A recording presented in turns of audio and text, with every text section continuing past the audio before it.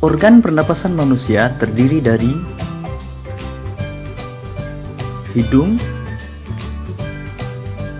tenggorokan, dan paru-paru.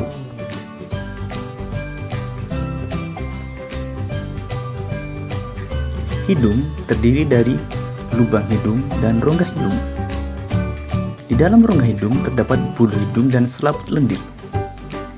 Bulu hidung berfungsi menyaring udara agar kotoran tidak masuk ke dalam saluran pernapasan. Selaput lendir berfungsi mengatur suhu dan kelembapan udara sesuai dengan tubuh. Pada rongga hidung, udara yang masuk mengalami 3 proses, yaitu penyaringan udara, penghangatan udara, dan pengaturan kelembapan udara. Tenggorokan merupakan saluran yang dilewati udara dari hidung menuju paru-paru. Tenggorokan terdiri dari faring, merupakan persimpangan antara saluran makanan dan saluran udara pernapasan. Laring menghubungkan faring dengan trakea. Trakea merupakan saluran seperti pipa yang tersusun atas tulang rawan berbentuk cincin. Dan bronkus merupakan cabang trakea yang menuju paru-paru. Paru-paru terletak di dalam rongga dada. Paru-paru terdiri dari bronchiolus, merupakan cabang dari bronkus, dan alveolus, merupakan ujung dari bronkus yang berfungsi sebagai tempat pertukaran oksigen dan karbon dioksida.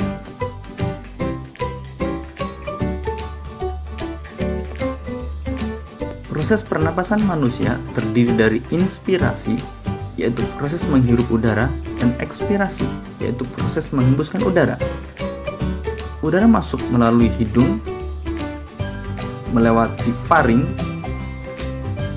melewati laring, melewati trakea, kemudian melewati bronkus.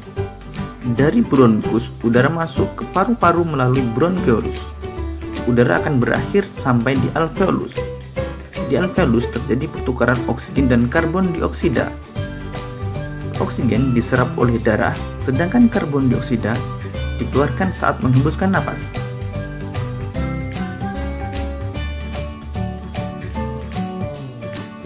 Berdasarkan gerakan otot yang digunakan, pernapasan manusia terbagi menjadi 2 jenis,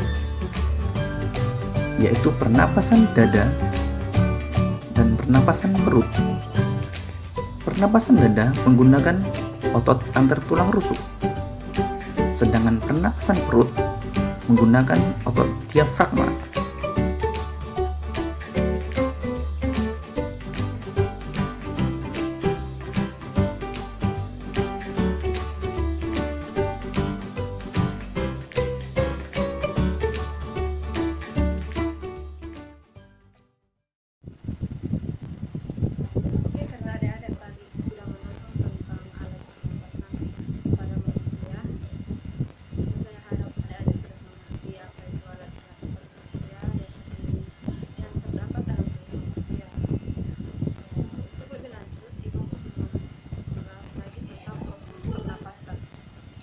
Proses pengambilan udara ke dalam tubuh disebut inspirasi atau menarik nafas. Pengeluaran udara dari dalam tubuh disebut ekspirasi atau menghembuskan nafas. Peristiwa bersin dan baku dapat terjadi karena ekspirasi mendadak oleh pengaturan otot perut hingga mendorong naiknya diafragma. Pernapas melibatkan 2 mekanisme pernapasan, yaitu pernapasan dada dan pernapasan perut. Pernapasan dada terjadi karena gerakan tulang-tulang rusuk oleh kontraksi otot-otot antarusuk atau interkostal. Pernapasan perut terjadi karena kontraksi otot diafragma atau sekat rongga badan yang membatasi rongga dada dan rongga perut.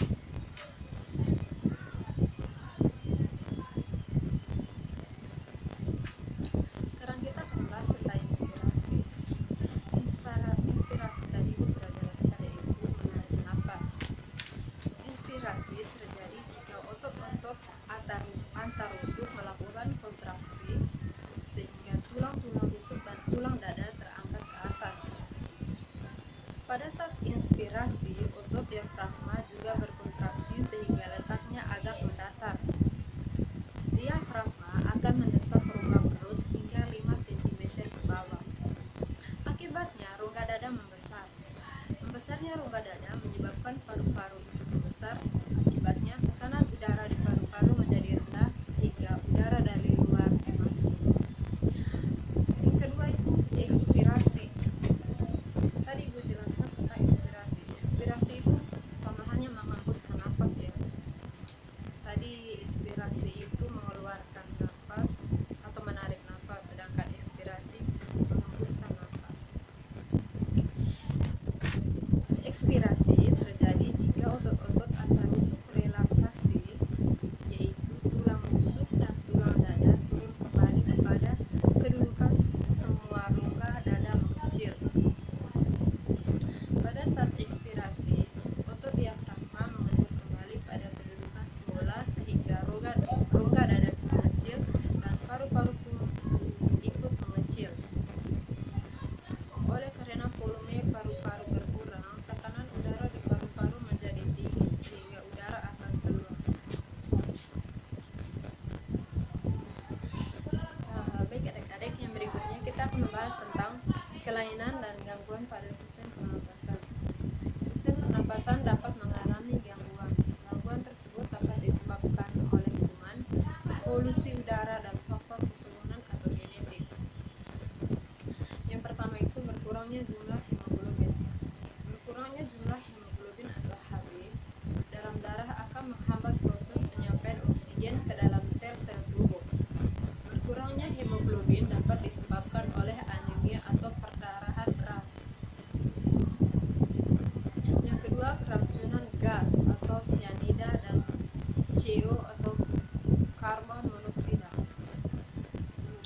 Keracunan gas-gas tersebut mengganggu proses pengikatan O2 oleh darah karena hemoglobin memiliki daya ikat atau daya afinitas jauh lebih tinggi terhadap gas CO dan Cm daripada terhadap O2.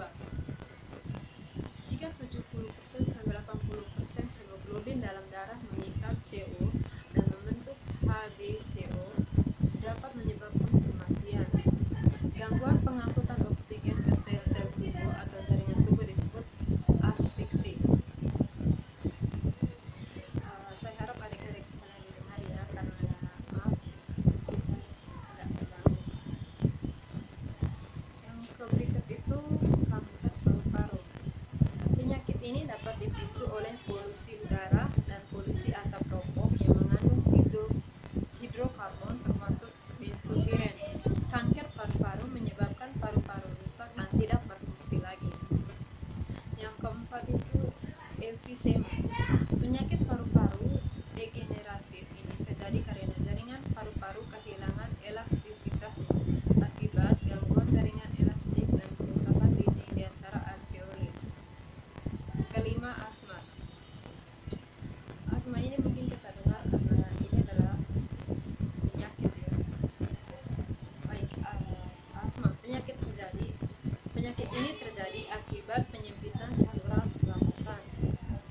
Penyakit ini terjadi akibat penyempitan saluran pernapasan. Asma ditandai dengan mengi atau wheezing, batuk dan rasa sesak di dada secara berkala atau kronis. Penyempitan saluran pernapasan dapat disebabkan oleh hal-hal berikut. Yang pertama, sumbatan jalan nafas yang sebagian reversibel. Yang kedua, radang dan jalan nafas sehingga merusak sel epitel saluran nafas. Ketiga, reaksi yang berlebihan pada jalan nafas terhadap berbagai rangsang, misalnya reaksi alergi. Baik, itu tadi kelima dari kelainan dan gangguan pada sistem pernapasan. Yang pertama tadi berkurangnya jumlah hemoglobin. Yang kedua, keracunan gas CN atau cyanida dan CO atau karbon monoksida. Yang ketiga, kanker paru-paru. Yang keempat, emfisema atau penyakit paru-paru. Yang kelima, asma.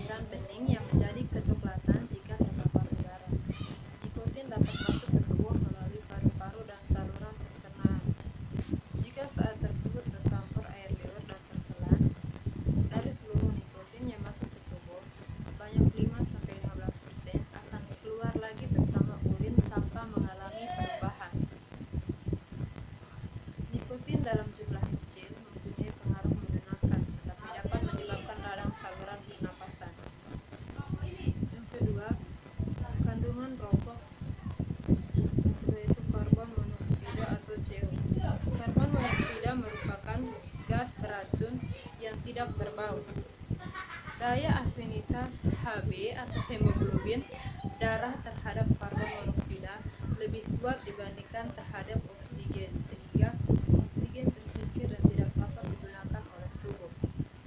Efek selanjutnya adalah pembuluh darah akan menyempit dan mengeras hingga mengakibatkan penyumbatan pembuluh darah.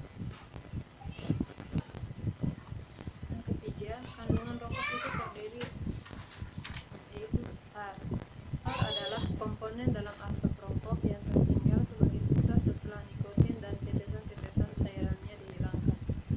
Tar mempunyai efek karsinogenetik atau menyebabkan kanker. Sebatang rokok menghasilkan 10-30 mg tar. Kadar tar yang terkandung dalam rokok inilah yang berhubungan dengan risiko timbulnya kanker. Yang berikut teknologi yang berkaitan dengan sistem pernapasan. Berbagai penyakit dan gangguan pernapasan dapat dilakukan tanpa.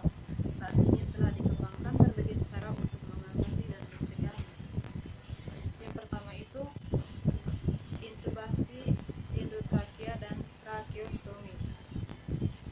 Intubasi endotrakea dan tracheostomi dilakukan untuk menjaga agar trakea tetap terbuka.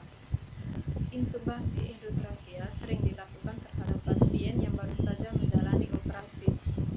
Caranya adalah dengan memasukkan selang di dalam trakea. Cara lain adalah tracheostomi, yaitu dengan melubangi trakea. Tracheostomi umumnya dilakukan untuk memasukkan alat untuk mengeluarkan sekresi dari cabang bronkus atau saluran pernapasan lain guna meningkatkan kerja paru-paru. Yang kedua, radiasi menggunakan sinar X. Penyinaran tubuh bagian dalam